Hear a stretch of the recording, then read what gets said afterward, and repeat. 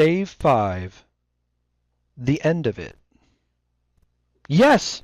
And the bedpost was his own, the bed was his own, the room was his own, best and happiest of all, the time before him was his own, to make amends in. I will live in the past, the present, and the future, Scrooge repeated as he scrambled out of bed. The spirits of all three shall strive within me. Oh, Jacob Marley, heaven, and the Christmas time be praised for this. I say it on my knees, old Jacob, on my knees. He was so fluttered and so glowing with his good intentions that his broken voice would scarcely answer to his call. He had been sobbing violently in his conflict with the spirit, and his face was wet with tears. "They are not torn down," cried Scrooge, folding one of his bed curtains in his arm. "They are not torn down, rings and all. They are here. I am here. The shadows of the things that would have been may be dispelled. They will be. I know they will." His hands were busy with the garments all this time, turning them inside out, putting them on upside down, tearing them, mislaying them, making them parties to every kind of extravagance. "I don't know what to do," cried Scrooge, laughing and crying in the same breath, and making a perfect Laocoon of himself with his stockings. "I'm as light as a feather. I'm as happy as an angel. I'm as merry as a schoolboy. I'm as giddy as a drunken man. A Merry Christmas to everyone. A Happy New Year to all the world. Hallo here! Whoop hallo!"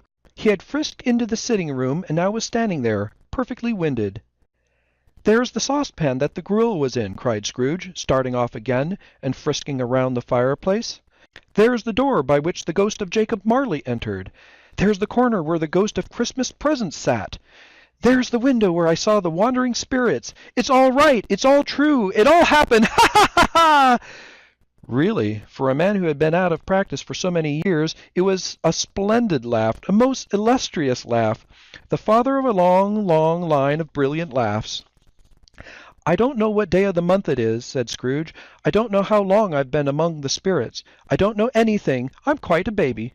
Never mind, I don't care. I'd rather be a baby. Hallo! Whoop! Hallo here!"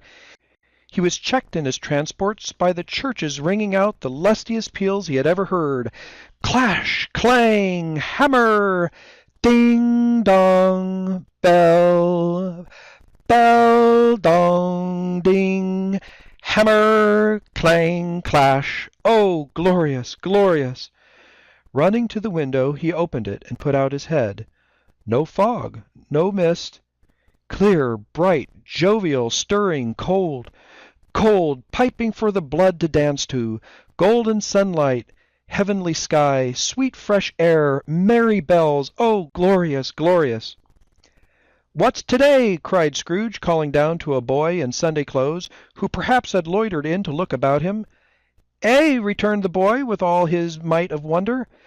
"What's today, my fine fellow?" said Scrooge. "Today?" replied the boy. "Why, Christmas Day!"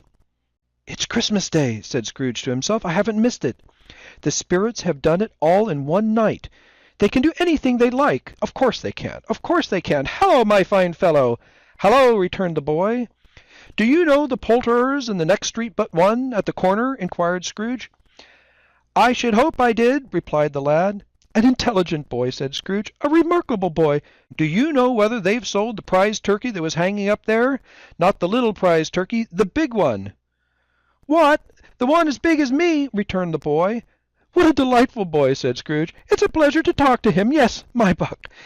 "It's hanging there now," replied the boy. "It is?" said Scrooge. "Go and buy it." "Walk, exclaimed the boy. "No, no," said Scrooge. "I'm in earnest. Go and buy it, and tell 'em to bring it here, that I may give them the direction where they can take it. Come back with the man, and I'll give you a shilling.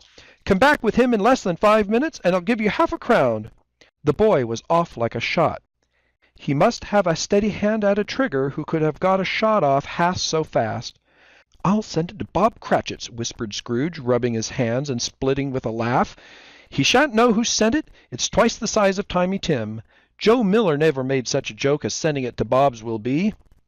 The hand in which he wrote the address was not a steady one, but write it he did, somehow, and went downstairs to open the street door, ready for the coming of the poulterer's man. As he stood there, waiting his arrival, the knocker caught his eye. "I shall love it as long as I live," cried Scrooge, patting it with his hand. "I scarcely ever looked at it before. What an honest expression it has in its face! It's a wonderful knocker. Here's the turkey. Hello! Whoop! How are you? Merry Christmas!"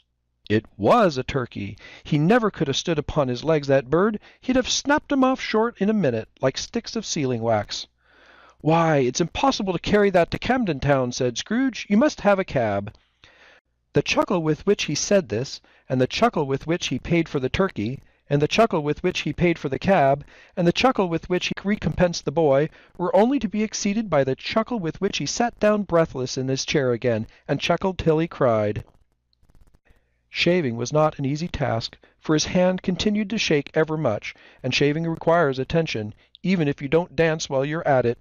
But if he had cut the end of his nose off, he would have put a piece of sticking plaster over it, and been quite satisfied.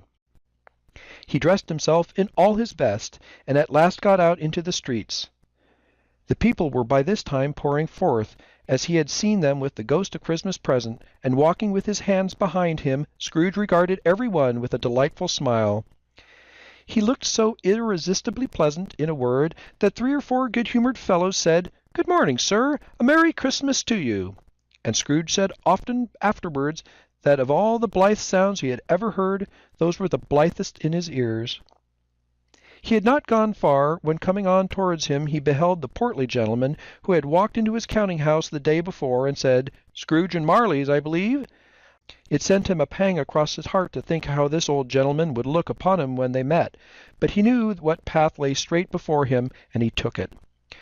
"My dear sir," said Scrooge, quickening his pace, and taking the old gentleman by both hands, "how do you do? I hope you succeeded yesterday. It was very kind of you. A Merry Christmas to you, sir." "Mr. Scrooge?" "Yes," said Scrooge, "that is my name, and I fear it may not be pleasant to you. Allow me to ask your pardon, and will you have the goodness—" Here Scrooge whispered in his ear. "Lord bless me!" cried the gentleman, as if his breath were gone. "My dear Mr. Scrooge, are you serious?" "If you please," said Scrooge, "not a farthing less. A great many back payments are included in it, I assure you. Will you do me that favour?"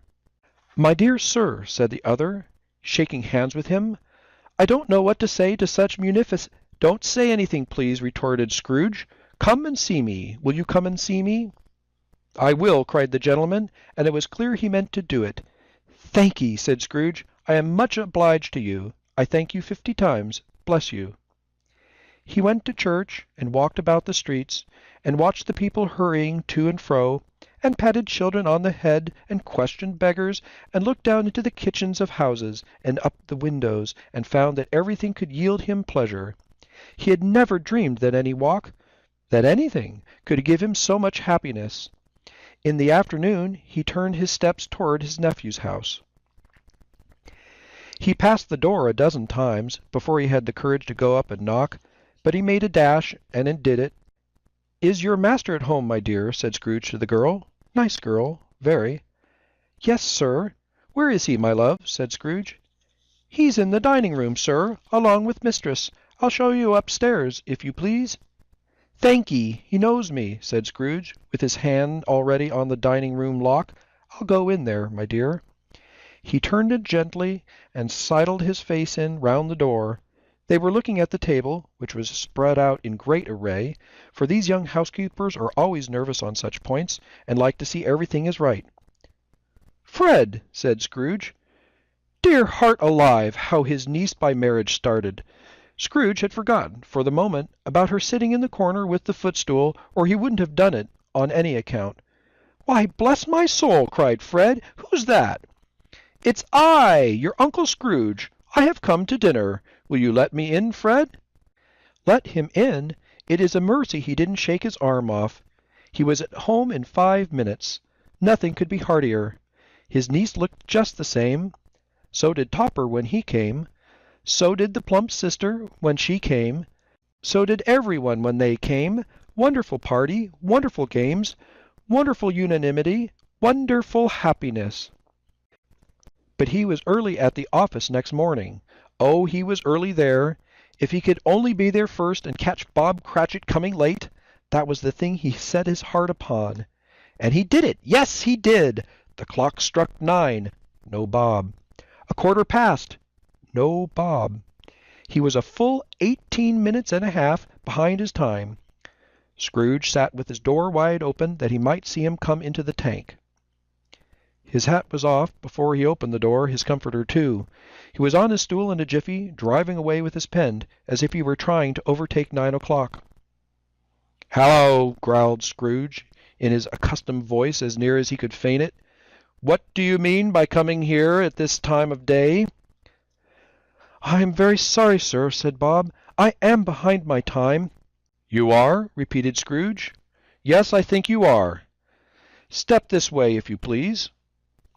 "It's only once a year, sir," pleaded Bob, appearing from the tank. "It shall not be repeated. I was making rather merry yesterday, sir." "Now I'll tell you what, my friend," said Scrooge.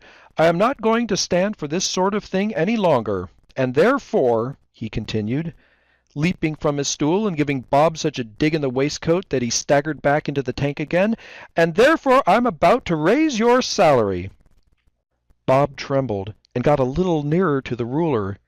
He had had a momentary idea of knocking Scrooge down with it, holding him, and calling to people in the court for help and a strait waistcoat.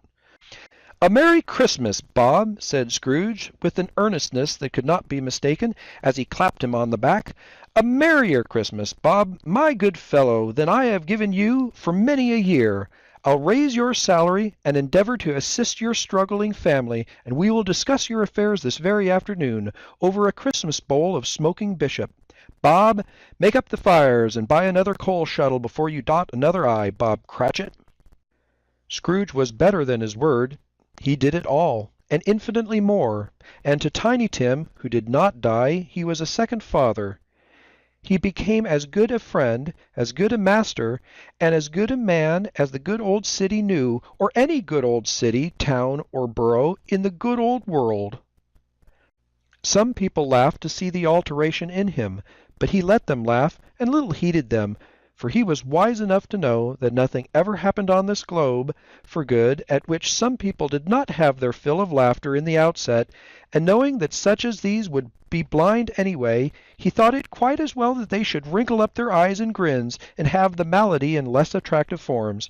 His own heart laughed, and that was quite enough for him.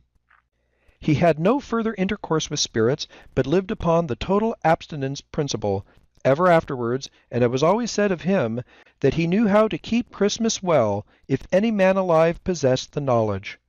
May that be truly said of us, and all of us. And so, as Tiny Tim observed, God bless us, every one.